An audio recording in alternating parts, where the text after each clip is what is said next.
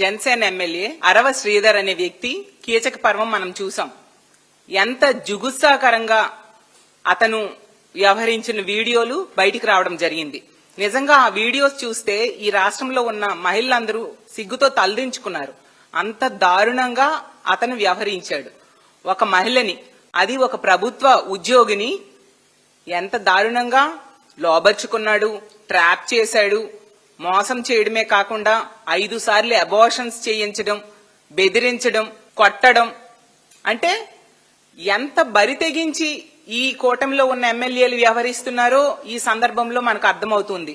ఇలాంటి సంఘటనలు గత కొన్ని నెలలుగా ఈ కూటమి ప్రభుత్వం అధికారంలోకి వచ్చాక పదే పదే మనం వింటూ ఉన్నాము, చూస్తూ ఉన్నాము. దీనికి ఒకటే కారణం నాకు అనిపిస్తూ ఉంది. ఏంటంటే ఈ కూటమిలో ఉన్న ఎమ్మెల్యేలకు గాని, తెలుగుదేశం పార్టీ జనసేన నాయకులకు గాని, వాళ్ళ కార్యకర్తలకు గాని ఇలాంటి తప్పుడు పనులు చేస్తే శిక్షిస్తుంది ప్రభుత్వము అనే భయం లేని పరిస్థితి. అందువల్ల ఈ విధంగా బరి తెగించి విచ్చలవిడిగా మహిళల జీవితాలతో వీళ్ళు ఆడుకుంటూ ఉన్నారు.